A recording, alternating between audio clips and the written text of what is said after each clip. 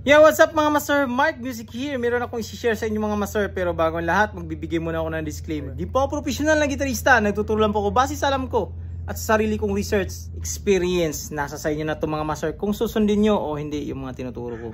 Let's go! Nung nag-start pa lang tayo mga master, tinatanong natin sa sarili natin, ano kaya yung mga family chords na tinatawag? Ano kaya yung mga family chords? Ano kaya yung family chords? Sample, family chords ng C. And then, ang ginagawa natin, nagre-research tayo, nagtatanong-tanong tayo kung anong family chords ng C. At nalaman natin na ganito pala yung family chords ng C. Meron siyang C major, D minor, E minor, F major, G major, A minor, at B diminished or pwede rin natin gawing B minor, yan, as a beginner. Yun, nalaman na natin yung family chords ng C. Ngayon, sunod naman nating tanong, paano naman kaya pag sa D? Ano na naman ang pagkakasunod-sunod niya? Yun, so, siyempre magre-research ulit tayo. May kanta tayo na nasa F sharp kukunin. Yun na, sabihin natin, anong family chords? F sharp. Nako, ang inaral ko is yung ano lang, yung mga A, B, C, D hanggang G lang yung mga chords na ano, F sharp, B flat, ganyan, ayaw, wala na, mahirapan na tayo. Akala natin yan mga master is mahirap. Meron akong isi-share sa inyo mga master at dito ako natuto mga master. As curiosity yan, hindi naman ako nag-aral ng formal na pag-aaral sa music. Nung natuklasan ko yung mga bagay na ito mga master is kayang-kaya palang kunin yung mga family chords, lahat ng family chords. Lahat ng key, sharp man yan o lahat, mga flat na alam natin ng mga key dyan sa ating gitara. Ang tinutukoy ko mga master is yung ruler or Mark Music ruler yan. So ito yun mga master, yung aking tinatawag na ruler yan. At may video na ako dito mga master kung paano ko natuklasan ang ruler mga master. As curious na gusto kong matuto sa music, eager na matuto sa music, kaya ako nagawa tong ruler na to mga master. Ito na mga master, ituturo ko sa inyo mga master kung paano nangyayari o paano gamitin yung ating ruler. Let's go! Introduce ko muna to sa inyo mga master, yung ating ruler mga master. So ito yun mga master, dalawa yung ating ruler mga master. So ito muna tayo sa isa. Ito yung mga nota na to nakikita nyo mga master, yan is kinaya ko lang yung sa keyboard mga master. So meron tayong C sharp or D flat, yan, isang tone lang yan sila mga master. C sharp, D sharp, E, F sharp, G sharp, A sharp, B, then octave ng C. So lahat ng mga nota na nandito is inulit lang din dito.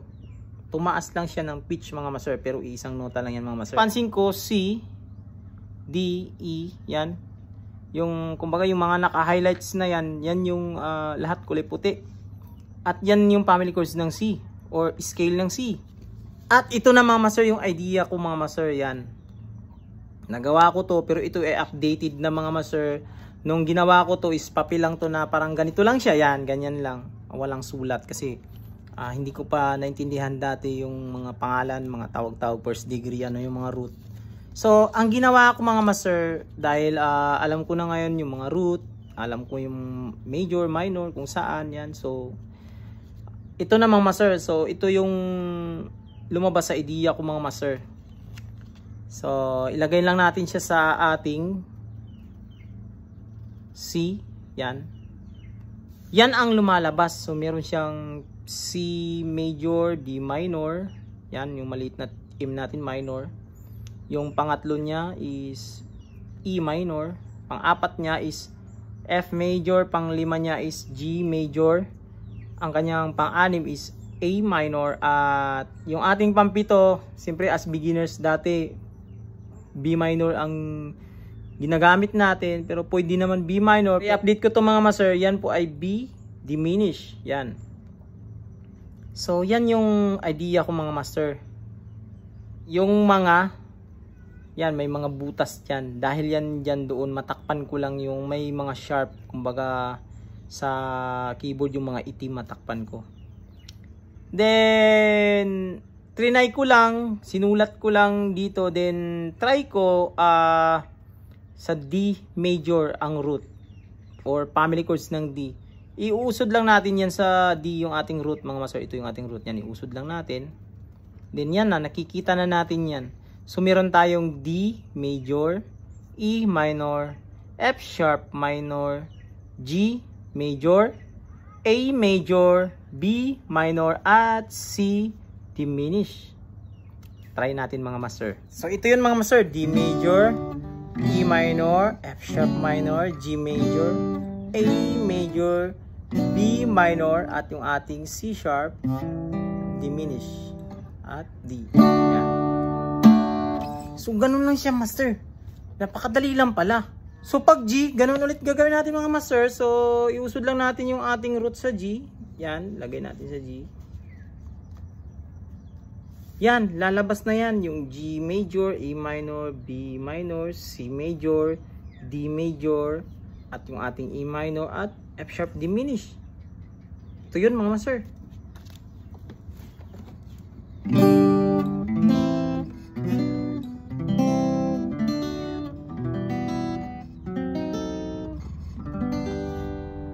Yun. At ang kagandahan nito mga master, yan, pag may magtanong sa atin, ano yung family chords ng F sharp?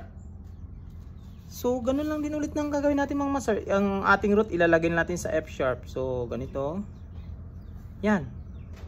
Lumabas na yung F sharp natin na root, G sharp minor, A sharp minor, yung ating number 4 is B, number 5 natin C sharp, yung ating number 6 mga master is D sharp minor at F diminished. Try natin mga master. F sharp major, G sharp minor, A sharp minor, B major, C sharp major, D sharp major, at yung ating F diminished. F sharp. Yan.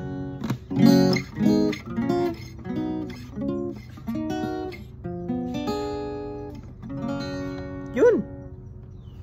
Ganun lang kadali. At ang kagandahan nito mga master is magagamit natin to sa mga transposition mga master. Yan. Kaya napakahalaga pag alam natin yung mga family chords, lahat ng key. Example mga master, meron tayong chord progression na 1, 5, 6, 4 sa family chords ng A. So, A, 5 niya is E, F sharp yung kanyang number 6.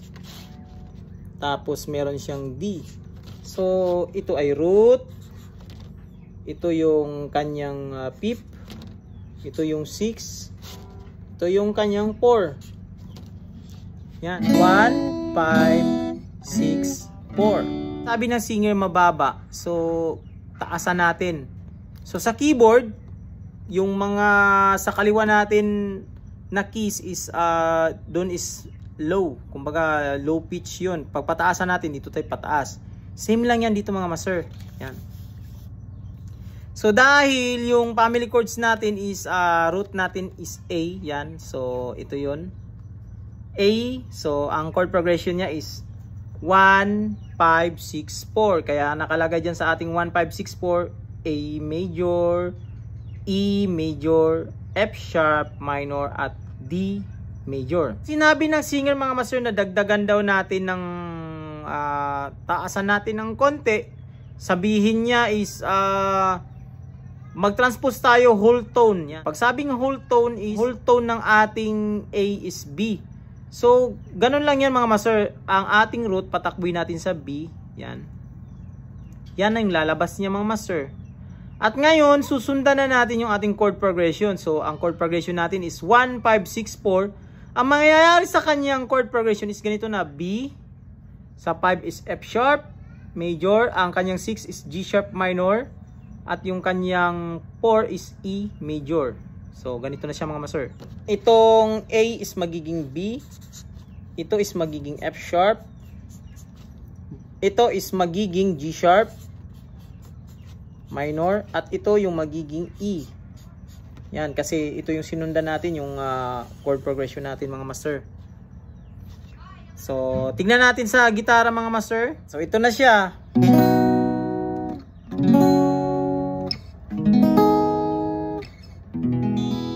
Yan, ganun lang kadali mga master. At paano ngayon kung sabihin na mataas yung B masyado, babaan mo ng konti kasi mataas masyado yung B. Same thing mga master. Dito nga ang ating ruler ulit. So lagay natin siya kanina sa ating B. Yan.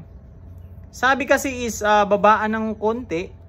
Yan. So ang gagawin, atrasan lang natin ng konti mga master. So atras ng konti, ito lang yun. Yan.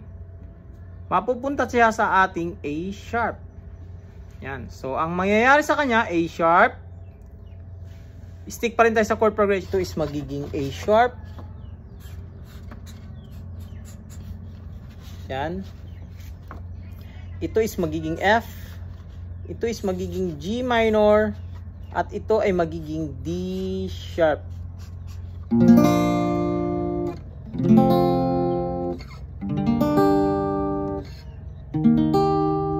Yan yung mangyayari sa kanya mga master.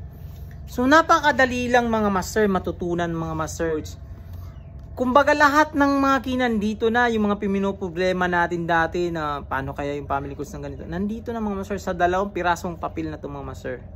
Yan.